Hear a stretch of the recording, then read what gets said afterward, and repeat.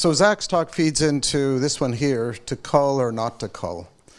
And this is a looming question which has been rumbled about, but there is an active proposal being considered by DFO right now, submitted by the Balanced Pinniped Society, which is a coalition of some First Nation members and a few others to start what's being termed a sustainable harvest. Their sustainable harvest proposes to reduce the entire BC population of seals and sea lions by 50% for starters, then have an annual removal of about 3,000 animals per year. So on one level it can be said they just want to make money off of them and sell them, but for others they look at it as the underlying motive is to enhance the survival of salmon. Two species in particular are coho and chinook, which have been at low numbers compared to what they were historically, although patterns are different in terms of which ones are declining and which ones are stable or even showing some signs of increase. This past week, at least 3 of us were in Bellingham attending workshop number 2. Workshop number 2 followed workshop number 1, and here is a copy of a report. David and I were the co-hosts and we co-edited the report. It's available from the publications section of our website. So if any of you really want to dig into the facts about, so why is it that seals are being accused of doing this or that? What do we know about salmon? It's about 66 pages long, and it's a pretty good summary.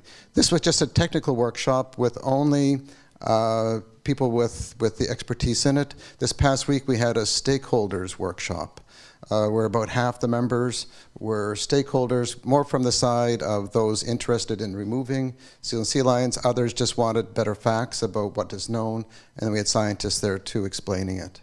So we reviewed what was in this report, plus went a little bit further in terms of having an open discussion about the risks and how certain people would like to be if they're going to endorse lethal removals. We didn't just discuss that, we also looked at other hypotheses for it. But the basic concern has been pinnipeds are just eating too many chinook and coho, and we also hear quite commonly they're exploding and they're destroying the ecosystem. There's nothing left for us to eat. And so I've been hearing that refrain over and over, the desire we got to remove it or else there'll be nothing left here in the ecosystem. So what I want to do is just explore a little bit about the facts of what we do know and what we don't know, and so that those of you who are asked about this for an opinion can actually talk from a basis of data, such as, are they exploding? Now I'm going to focus primarily just on the Harbour seals. That's where I have the best data. I just don't have enough time. We've had now two-day workshops, and it would take me 4 days to go through everything. And so I'm just giving you sort of the Reader's Digest of just some of the highlights, more about seals, and we could talk later if you like about what we know about the sea lions. But the seals are our resident fish eater. We also have California sea lions that visit us from California or Mexico. The males come here.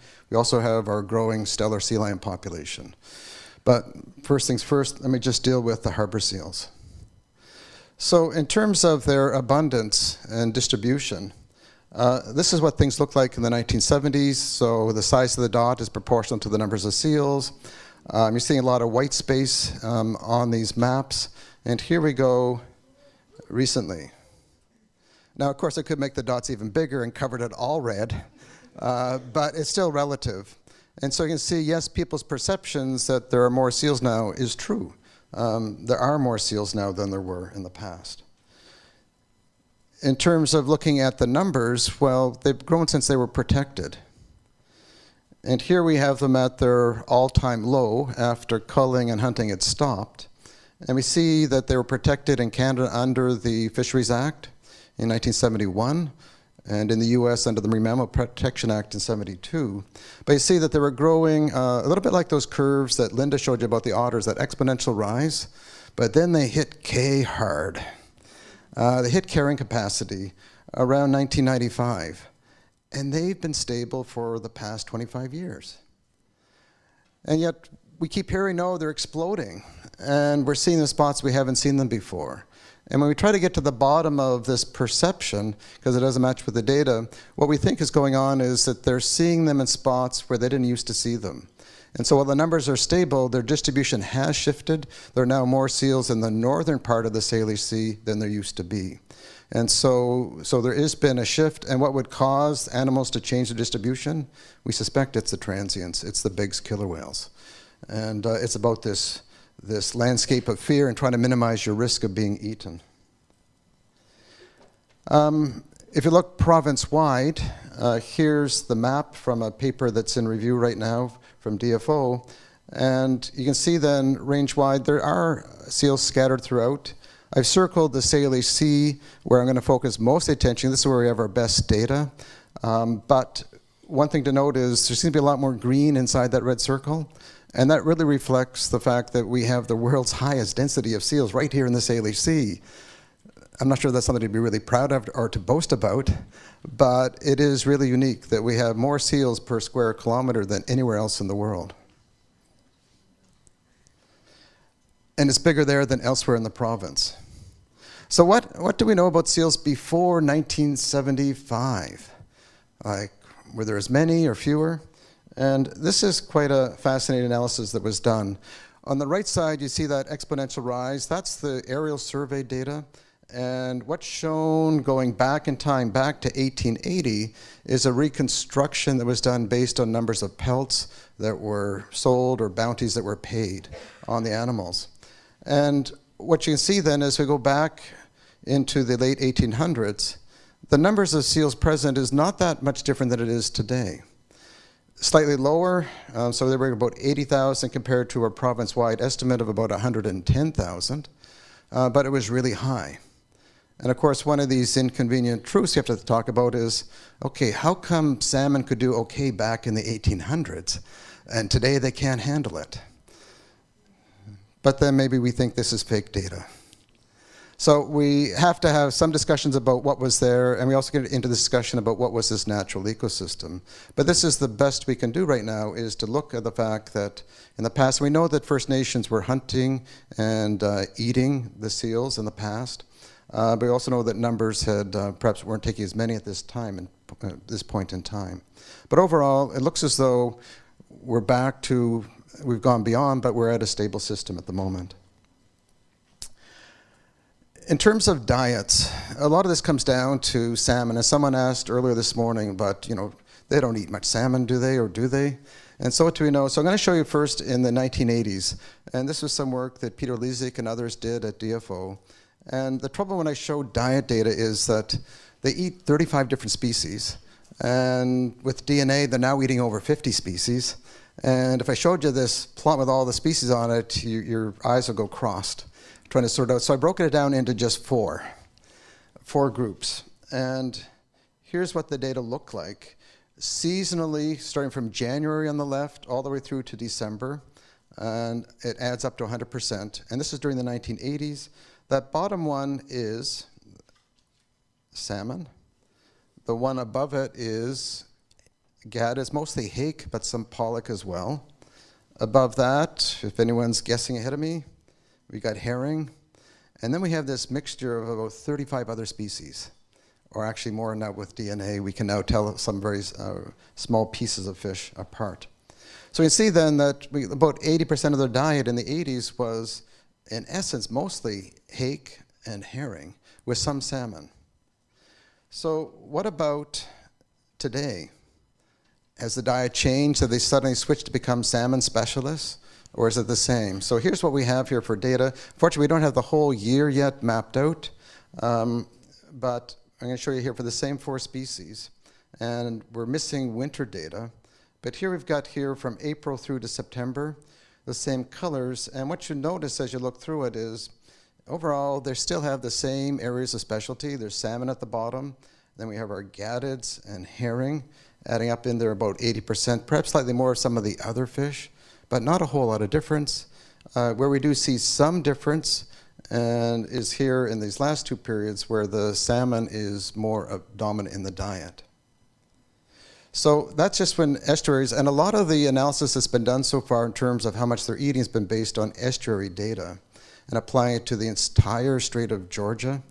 And then the question comes is, well, what about in the non-estuaries? Do they really eat the same things or not, or is it different? And so there's been limited data. More of this is now being worked up. And what I'm showing you here is just preliminary data. There's still more coming. Strawn Tucker and others at the Pacific Biological Station are still working this up. But here's what we have so far. It looks like this. And so you can see it's really quite different. The salmon is even less. Huge amounts of hake. And then we have the herring above that. So the next question is, so of that salmon, is it what everybody thinks? It's all Chinook and coho, the things that most people want to catch and eat.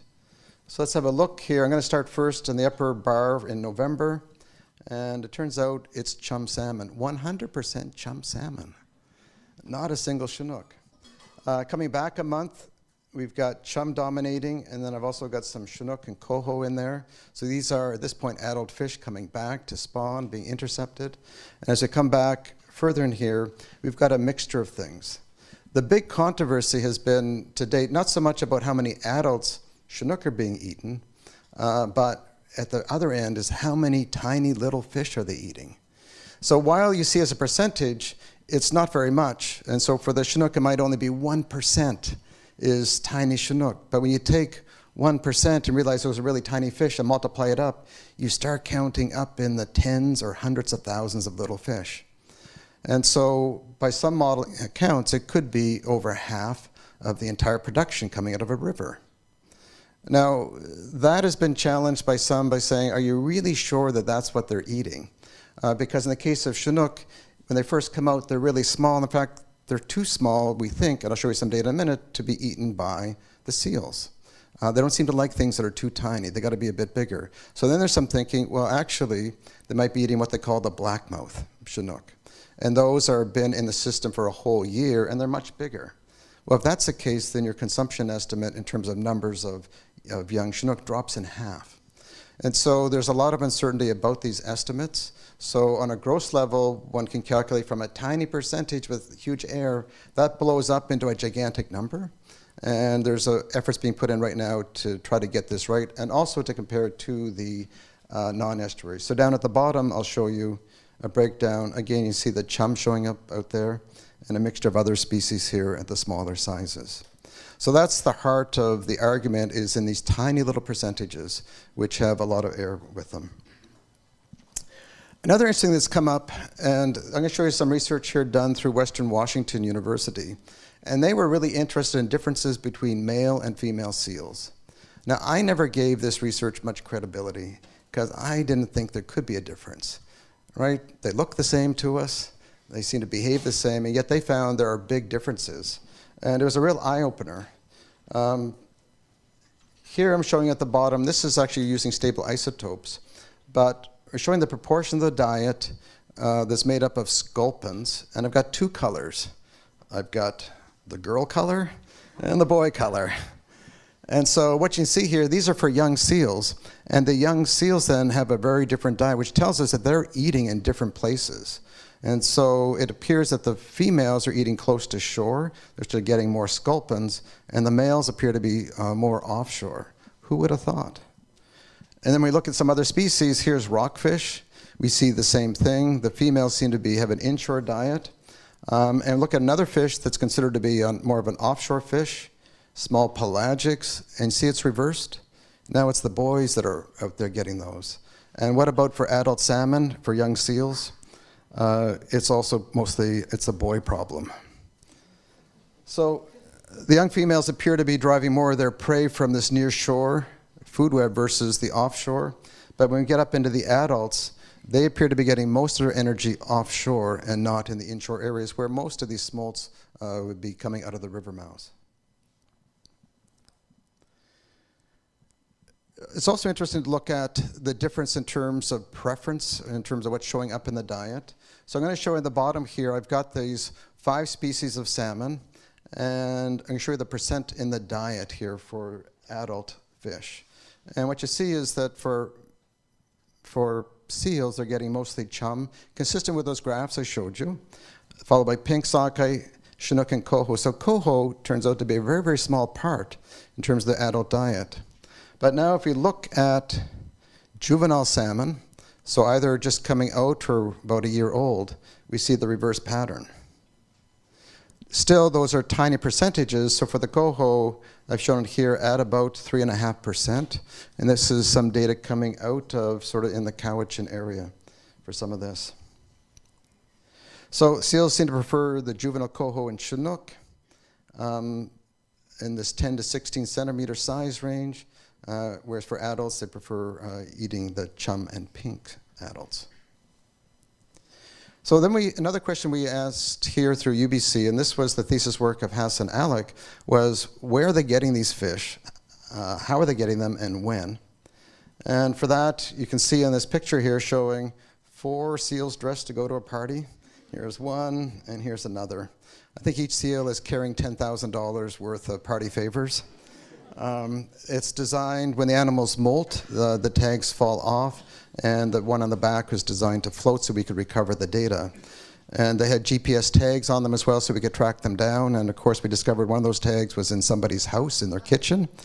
And they got quite the shock when we knocked on the door and asked if they'd seen one of these yellow packages.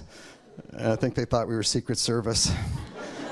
At any rate, we did the study up here. It's really detailed. And so I'm showing you here the inside here, Strait of Georgia, the boxes showing up at Denman and Hornby Island, and the big Qualicum area.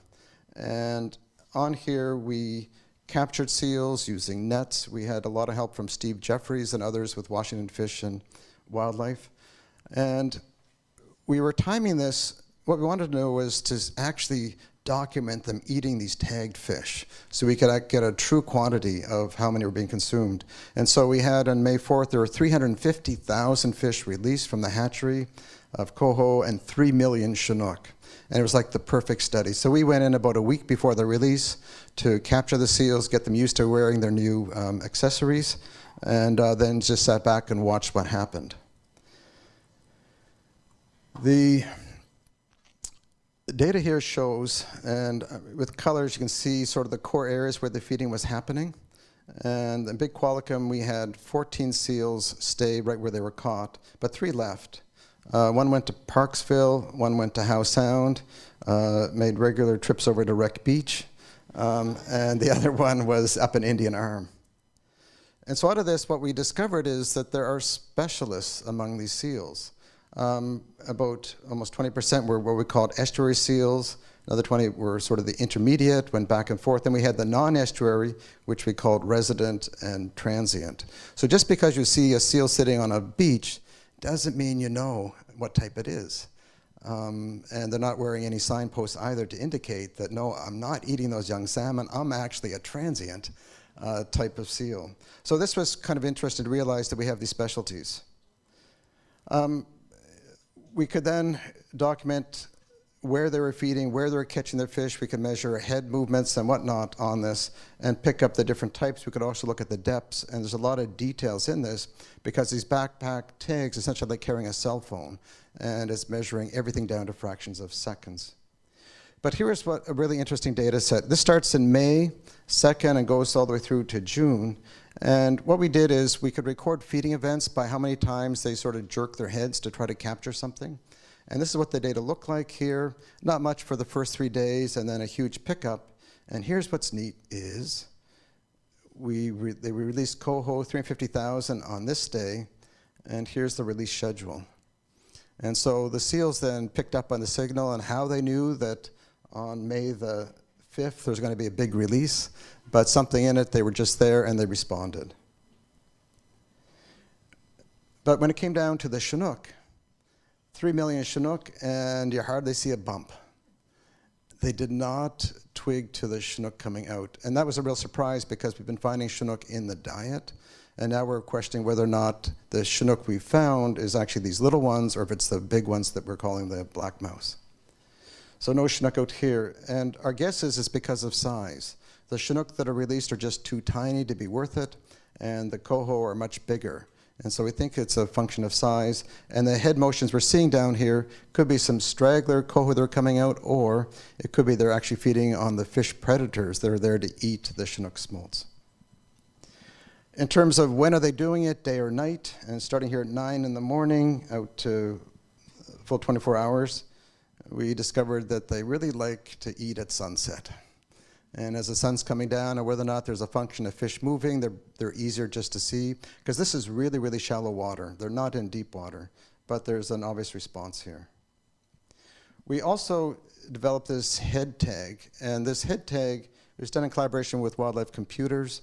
And what it is, the pit tags can be read by a handheld tag reader, but we designed the reader that could be put on the head of the seal. So each time a seal would eat a tagged fish, that number is recorded and sent to us by satellite.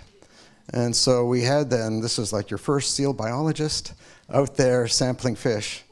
And so it was then sending it. And then this is a test we did at the Vancouver Aquarium to validate and make sure this thing was working. And we see the same sort of thing. We have some estimates that came from this as well, consistent with the other data sets. So out of here, the main message in this is that there are seal specialists, and if one was to go out to just shoot the average seal, you're probably not going to get the one that may be eating the salmon smolts. So I'm going to wrap up by just talking about some of the other considerations. So for the most part, the thought that's the discussion about seals has been about everything that's bad about a seal, right? They eat fish, and they're eating some fish that we care about. And yet there are benefits, and we don't seem to think of what those could be. So one is they're likely removing diseased and weak individuals. We've got lots of examples from other systems, whether it's with auklets or if it's with, in the Serengeti, predators preferentially taking out the weak individuals, which actually makes the overall population healthier. And we suspect that in the end, the seals, if they are eating significant numbers of smolts, they're not taking out the big fat ones that are fast, but taking out the compromised ones. And there's talk of trying to do research to address that question. They're also likely removing predators of salmon smolts, such as walleye pollock. And there's some thinking that currently in the Strait of Georgia, we have an extremely high biomass of herring. They're mostly young herring. They're not really old fish. And there's some suggestion that the reason why we have such strong, robust populations of young herring is because of predation by seals. And I realize that may not be intuitive with what I'm talking about, but trust me, through food-web interactions, a case is being built looking at some of the changes that have occurred over time, and we think it's due to seals. I also want to point out that seals are not the only hypothesis. So perhaps the leading supporter for this hypothesis is here at UBC is Carl Walters and some of the modeling he's done. And there's some other supporting evidence too. But through the Pacific Biological Station, Dick Beamish, Chris Neville have been building a very strong case that it's actually not top-down control, but bottom-up competition. And thinking here is that through hatcheries and other means, we're actually putting too many fish into the ocean. They are competing with each other. They're not growing enough. If you don't grow fast enough, you don't get out of Dodge, and you don't make it back. And so they feel it's very clear that the real trouble has been the way salmon have been managed, and we're just putting too many in, and you got to cut it back.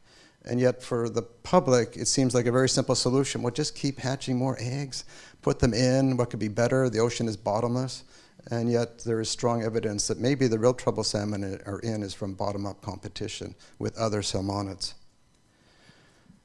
Finally, I want to talk about this idea that what we've been observing here since the marine mammals have been protected is the rewilding of the North Pacific Ocean. And I think particularly here in the Salish Sea, that we've seen this population grow and it's stabilized. There's a parallel with the Serengeti system as the wildebeest grew up and people thought they were exploding or they're going to break through and cause havoc, and yet they've been stable too, similar to what our seals are. And it's such a flourishing ecosystem. And we may well have a case here where the seals are stable and they're actually creating a balanced ecosystem. We know that it's supporting really healthy populations of marine mammals, with the one exception being the southern resident killer whales.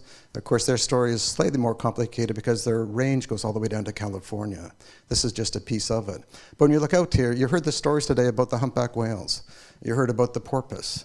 We haven't talked much yet about the seals and sea lions, but you come out here, this is our Serengeti. And I think what's going on here is that the Salish Sea, it appears to be shifting towards an ecosystem that's dominated by abundant small fish, such as herring, which is probably overall a much more productive ecosystem that can support these top predators. However, it's not a great ecosystem to support fisheries. And so we're sort of at a crossroads here in terms of what we want out of the system. Salmon life history is a bit more complicated. Some of them spend part of their lives here, others just return and run the gauntlet to get through it. But I think it's very important to think about is that our system has changed. And for many people who study marine mammals, we look at the Salish Sea and saying, this is just awesome. Because I remember when I first came here, I never saw a transient killer whale here. And we saw, yes, some residents, I never saw a single humpback. And I've seen all these incredible changes. And there's some thinking that it may well be responsible to having allowed the system to come back to a natural system as we have rewilded the Salish Sea. Finally, I want to address this unintended consequences. And this came up at this workshop I've just come back from. And that is, what could happen if, let's say the model is actually wrong. The models are only as good as the data you put in it. And let's say that the model is predicting that there's going to be a big economic return in terms of being able to catch more salmon if you remove the seals. What if it's wrong? Well, one thing that's likely to happen is I would expect we're going to see a decline in transient killer whales. You remove their food, their primary food, they're going to put more pressure on cetaceans. They're going to be feeding more on the dolphins, the porpoise. There will be, I think, a cascade of effects. They'll be after gray whale calves, humpback calves. There's going to be a lot of pressure to find food. We'll probably need a recovery plan to help save them, although we really know what needs to be done to save them when we've caused this problem. I think we may discover, too, you remove the seals, herring populations would decline. And that probably seems counterintuitive. But that ties back to you're going to get increases in the older hake and the older pollock, which do feed on smolts and younger fish. Removing those feed on herring as well. And by removing those big fish predators on herring, that's what's allowing there to be so many small herring in the system. And that seems to be a key to what we look at here is why our system is healthy. We've got a lot of small, energy-rich fish in it. So, final slide, conclusions. There's lots of uncertainty about why salmon have declined. For some people, they see it as black and white. I remember back in the 70s when I was fishing, and I got lots of salmon, never saw a seal. And as the salmon declined, the seals increased, it's cause and effect. And I'd say most of those who have been working closely with the marine mammal data don't see the world that simple. There are two competing hypotheses. We need to evaluate them both. And finally, I'll just note that at the last workshop, we asked individuals, like, how confident do you want to be? We've got two pieces of evidence. One is what you see with your own eyes. I was catching a fish and then a seal took it, or from the models. And the majority of people said they want to have a certainty of 80 to 85% certainty between competing models, not just one model, but give me 3 or 4. And there are different models being built by DFO, by others here at the university. And so we are going to get some different opinions, although in some respects they also start from some of the same databases. But there was others at the meeting who said, no, you don't need to be that certain. All you need is to be 20% certain. 20%. And they said, yeah, just economics. If you've got a chance to make money, all you need is to be 20% sure you're going to make a profit. I'll leave you to think about that. Thank you very much.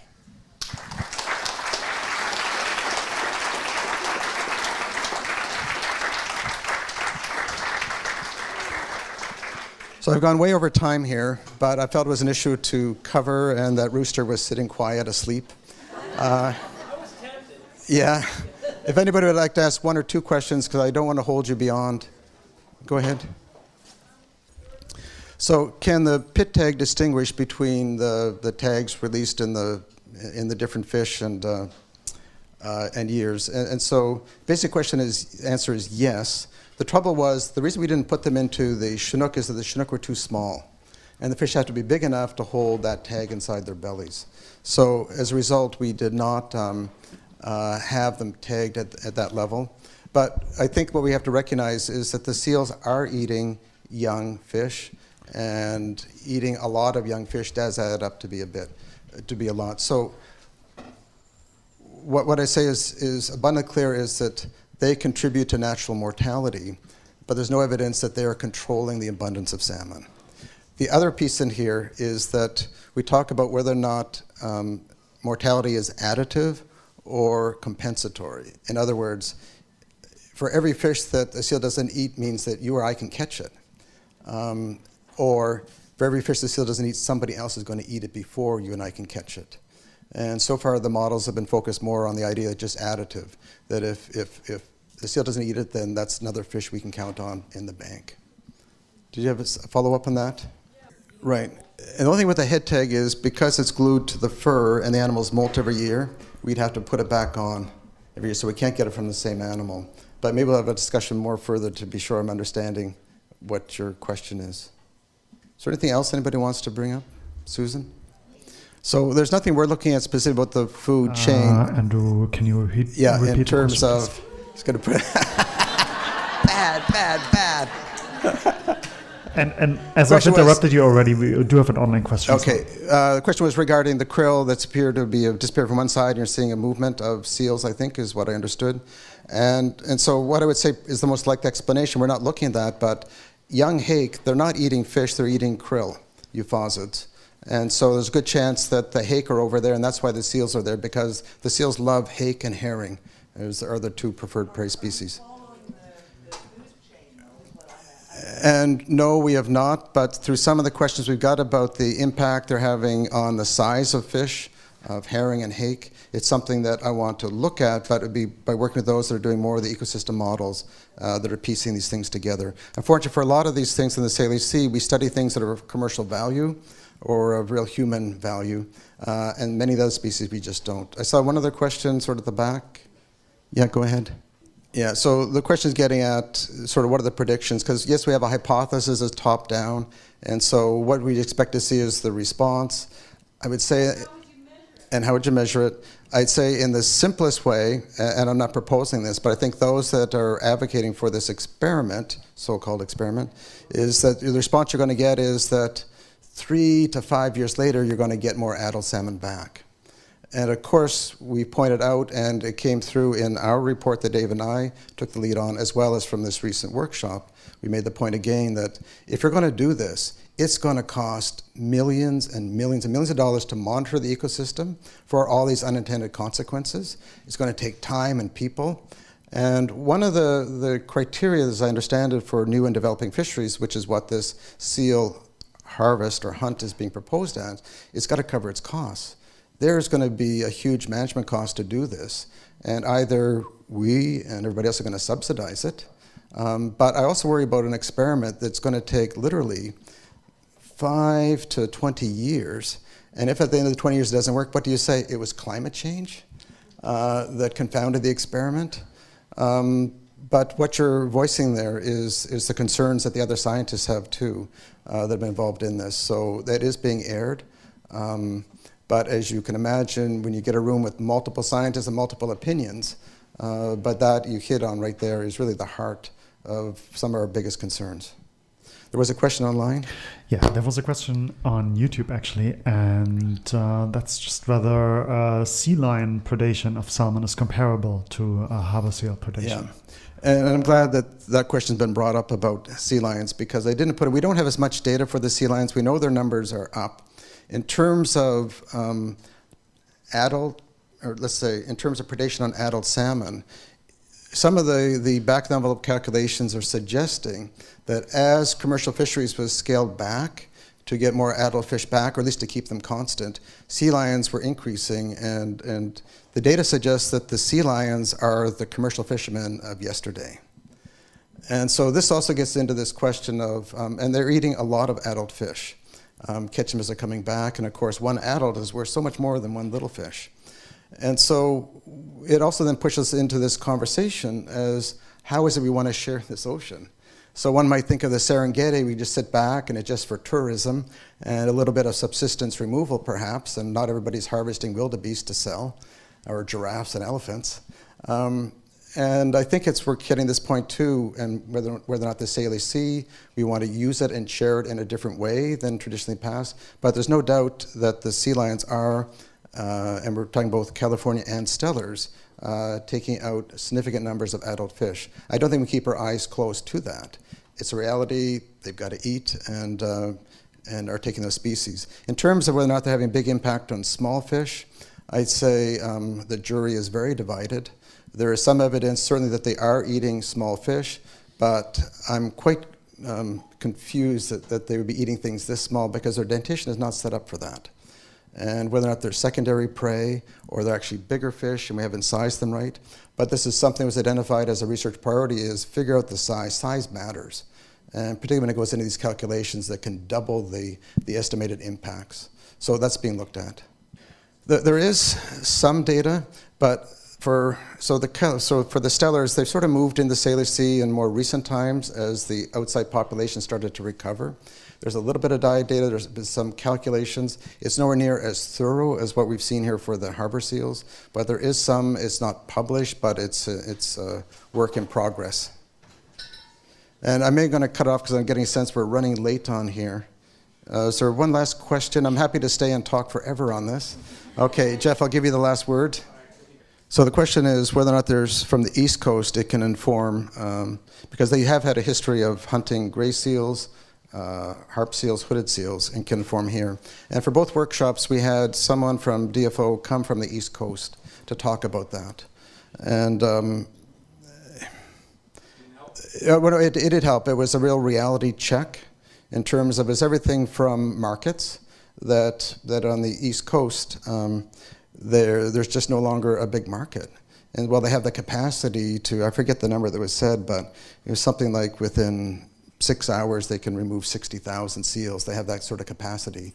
We don't have the capacity here. It would take training. They went through what's required. If you're going to sell the meat to restaurants, everything is required to do it.